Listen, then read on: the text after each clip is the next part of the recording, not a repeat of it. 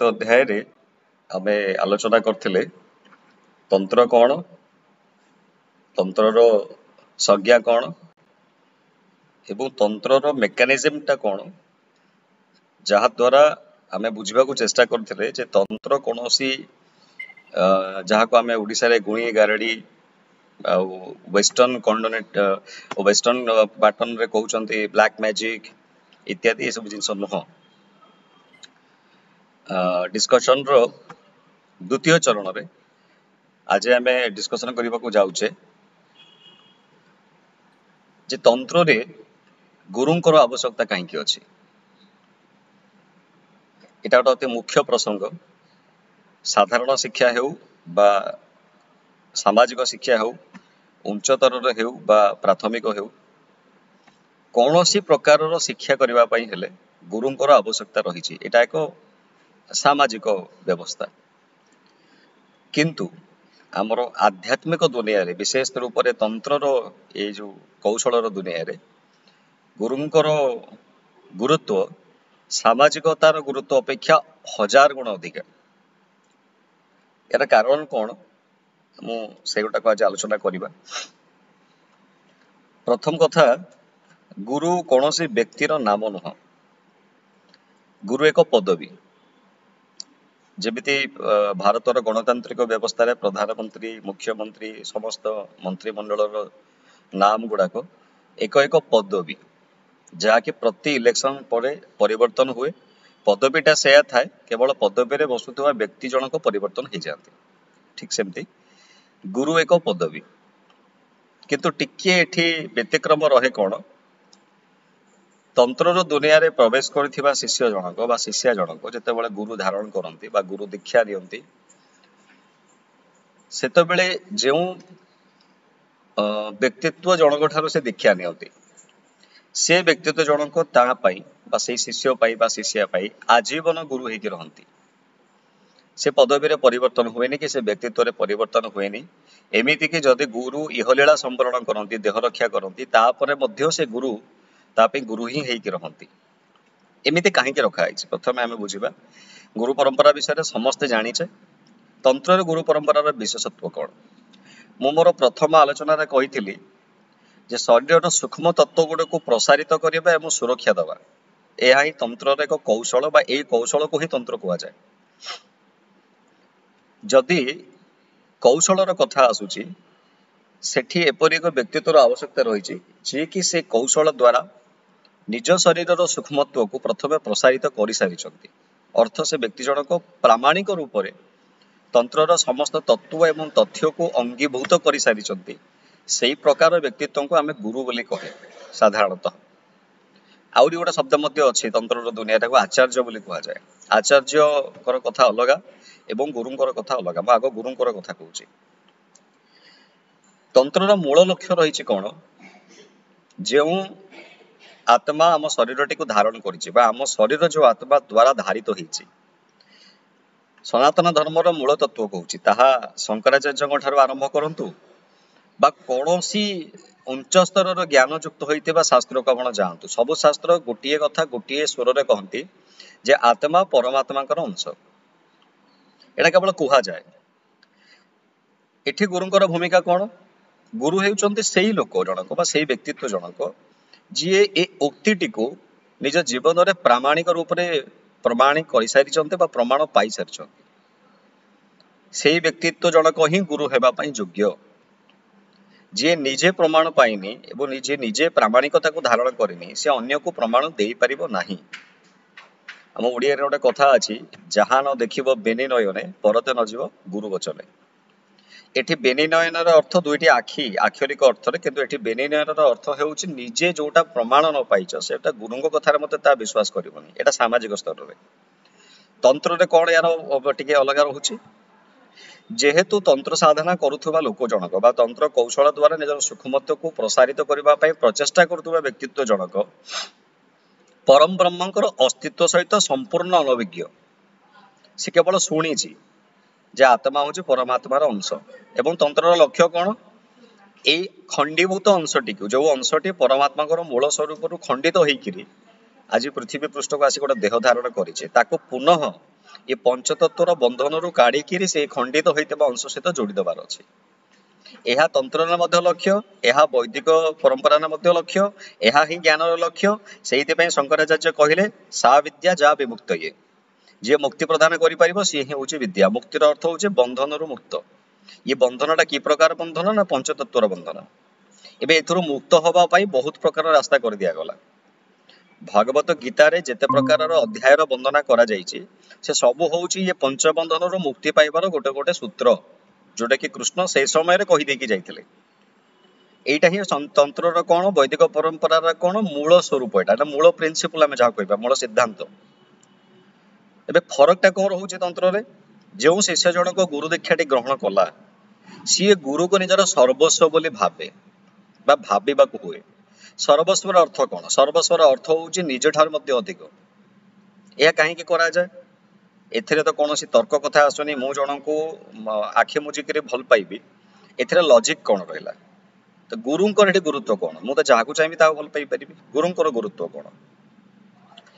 तेबे गुरुंकर एठी गुरुत्व को वंदना करबा पई मु आउ टिके गभीर माने तथ्य को बा तत्व को जाउची, जोटा शुणेला पर अन्य माने अनुमान करि परिबे गुरुंकर आवश्यकता कोन अछि। उदाहरण स्वरूप आम घर मानकर जो इलेक्ट्रिसिटी सप्लाई दिया जाइछि ता होछि मात्र 240 वोल्ट रो।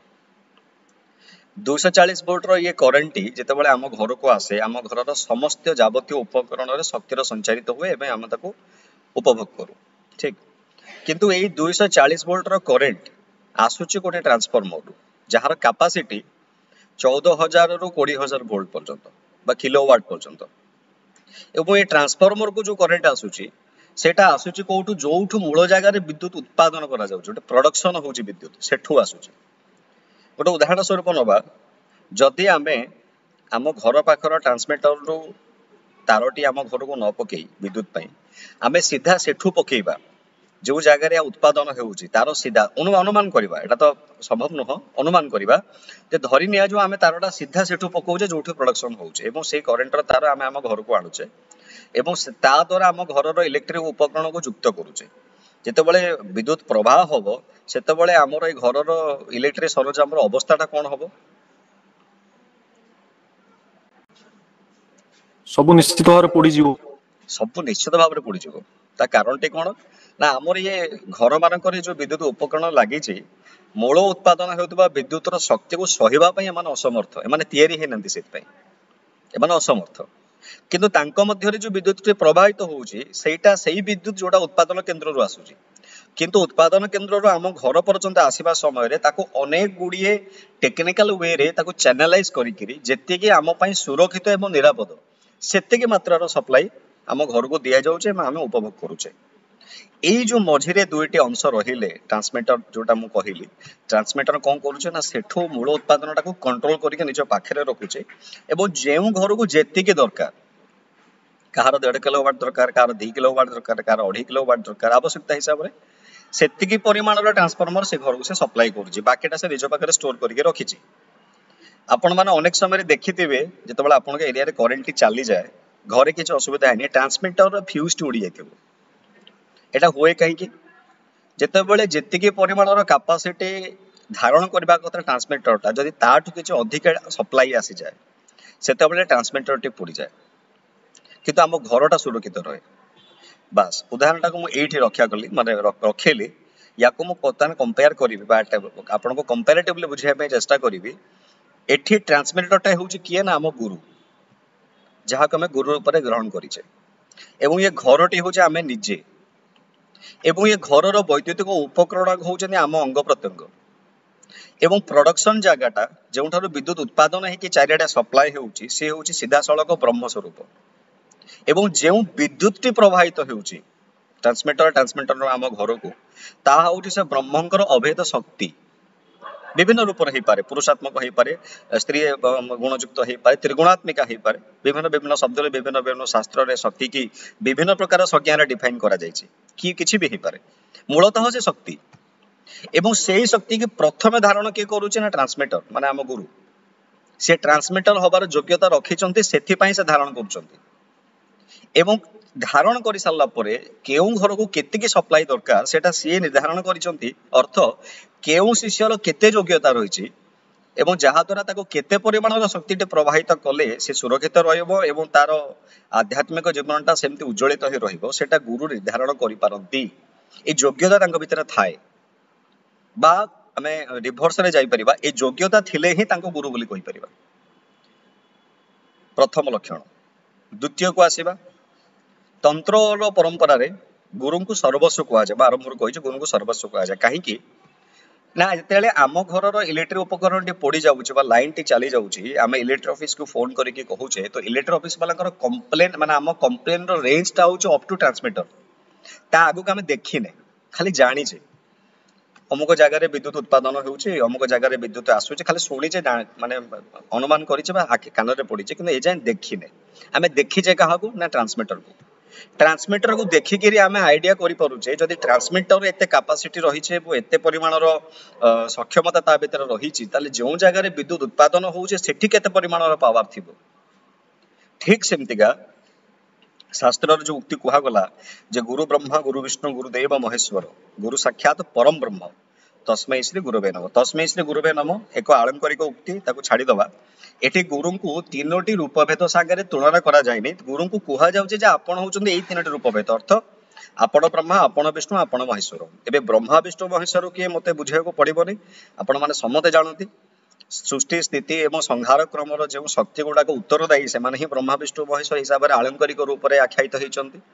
ଏବଂ ଗୁରୁଙ୍କୁ ଏଠି କୁହାଯାଉଛି ଯେ ଆପଣ ହିଁ ବ୍ରହ୍ମା, ଆପଣ ସୃଷ୍ଟି କରିବା ପାଇଁ ସକ୍ଷମ। କିନ୍ତୁ ଯଦି ଆମେ ଗୋଟେ ବ୍ୟକ୍ତିଗତ ସ୍ତରକୁ ଆସିବା ଗୁରୁ କଣ କିଛି ସୃଷ୍ଟି କରିପାରିବେ? ଇଏ ପାହାଡ ପର୍ବତ ନଈ ନାଳ ଯେତିକି ପ୍ରକୃତି ଆମକୁ ଦେଇଛି ଗୁରୁଙ୍କ ଭିତରେ କଣ ସତରେ ସେତିକି ଐଶ୍ୱରିକ ସତ୍ତା ଅଛି ସୃଷ୍ଟି କରିପାରିବେ? ଆପଣମାନଙ୍କୁ ଲାଗେ?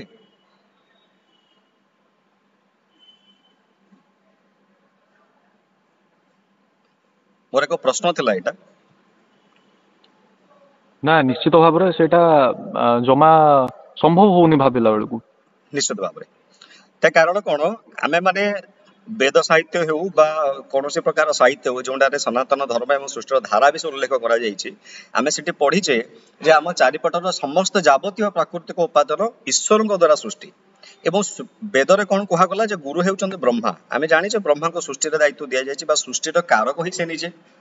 ତେବେ ଯଦି ଯୁକ୍ତିମୂଳକ ହିସାବରେ ଦେଖିବା ଯେଉଁ ବ୍ୟକ୍ତି ଜଣକୁ ଆମେ ଗୁରୁ ରୂପରେ ଗ୍ରହଣ କରିଛେ ତାଙ୍କ ଭିତରେ ବ୍ରହ୍ମାଙ୍କର କୌଣସି ଶକ୍ତି ନାହିଁ ତେବେ ତାଙ୍କୁ ବ୍ରହ୍ମା ବୋଲି କାହିଁକି ଏଠି ଆଖ୍ୟାୟିତ କରାଗଲା? ତାର ଅର୍ଥଟା କଣ ଆମେ ଟିକେ ବୁଝିବାକୁ ଚେଷ୍ଟା କରିବା। ଗୁରୁ ଯେଉଁ ସୃଷ୍ଟି କରୁଛନ୍ତି ତାହା ଏଇ ସ୍ଥୂଳ ଜଗତର ସୃଷ୍ଟି ନୁହଁ। ଗୁରୁଙ୍କର କାର୍ଯ୍ୟ ହେଉଛି ଶିଷ୍ୟର ଦେହରେ ଏକ ଆଧ୍ୟାତ୍ମିକ ଦୁନିଆର ସୃଷ୍ଟି କରିବା ଏବଂ ସେ ସୃଷ୍ଟି କରିବା ପାଇଁ ସକ୍ଷମ। ସେଥିପାଇଁ ଯେହେତୁ ସୃଷ୍ଟି କାର୍ଯ୍ୟ ତାଙ୍କ ଦ୍ୱାରା ହେଇପାରେ ସେଥିପାଇଁ ତାଙ୍କୁ ବ୍ରହ୍ମାଙ୍କ ସହ ତୁଳନା କରାଗଲା ବା ବ୍ରହ୍ମା ସ୍ୱରୂପ ବୋଲି କୁହାଗଲା। ଶିଷ୍ୟ ମଧ୍ୟରେ ମନ୍ତ୍ରଦାନ ଦ୍ୱାରା ବିଭିନ୍ନ ପ୍ରକାର ଅଭିଷେକ କ୍ରିୟା ଦ୍ୱାରା ବା ଯାହା ପ୍ରକାର କ୍ରିୟା ରହିଛି ଯେଉଁଠାରେ ଏକ ଗୁରୁ ଶିଷ୍ୟକୁ ଶିଷ୍ୟ ରୂପରେ ଗ୍ରହଣ କରୁଛି। ମୁଁ ଏଟା ଏକ ସାମଗ୍ରିକ ଭାବରେ କହୁଛି ବୈଦିକ ପରମ୍ପରା ଏବଂ ତାନ୍ତ୍ରିକ ପରମ୍ପରା ଯାହା ବି ସବୁ ପରମ୍ପରା ରହିଛି ଯୋଉ ଯୋଉ ଜାଗାରେ ଗୁରୁକରଣର ଅଭ୍ୟାସ ବା କ୍ରିୟା ଗୁଡାକ ରହିଛି ଯାହା ବି ରହିଛି ଗୁରୁ କଣ କରନ୍ତି ନା ଶିଷ୍ୟମାନଙ୍କ ମଧ୍ୟରେ ବା ଶିଷ୍ୟ ଭିତରେ ଏକ ଆଧ୍ୟାତ୍ମିକ ଦୁନିଆ ଏବଂ ଜଗତର ସୃଷ୍ଟି କରିବା ପାଇଁ ସକ୍ଷମ। ସେଥିପାଇଁ ତାଙ୍କୁ ବ୍ରହ୍ମା ସହ ତୁଳନା କରାଯାଇଛି ବା ବ୍ରହ୍ମା ବୋଲି ଆଖ୍ୟାୟିତ କୁହାଯାଇଛି। ଏବେ ବିଷ୍ଣୁ ବୋଲି କାହିଁ କୁହାଗଲା? ଆମେ ଜାଣିଛେ ବିଷ୍ଣୁ ହଉଛନ୍ତି ପାଳନକର୍ତ୍ତା, ଇଏ ସମଗ୍ର ଦୁନିଆକୁ ସେ ପାଳୁଛନ୍ତି।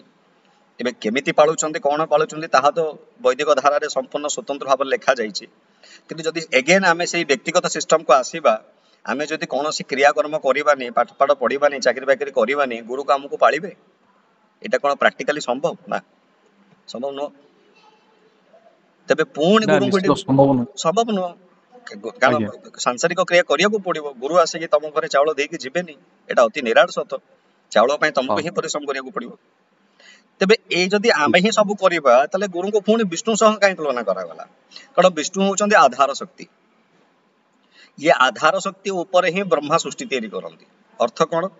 ଯେଉଁ ଆଧାରର ବଳରେ ଶିଷ୍ୟର ମଧ୍ୟରେ ଗୁରୁ ପଦବୀଯୁକ୍ତ ବ୍ୟକ୍ତିତ୍ୱ ଜଣକ ଶିଷ୍ୟ ମଧ୍ୟରେ ଶିଷ୍ୟତ୍ୱକୁ ପ୍ରତିଷ୍ଠା କରିଛନ୍ତି, ଆଧ୍ୟାତ୍ମିକ ବୀଜଟାକୁ ବପନ କରିଛନ୍ତି, ତାକୁ ପୁଣି ରକ୍ଷା କରିବାକୁ ପଡିବ ନହେଲେ ତା ନଷ୍ଟ ହେଇଯିବ। ଏ ଯଦି ରକ୍ଷା କରନ୍ତି ସେଥିପାଇଁ ୟାଙ୍କୁ ବିଷ୍ଣୁ ତତ୍ତ୍ୱ ସାଙ୍ଗରେ ମଧ୍ୟ ସମ୍ପର୍କିତ କରାଗଲା।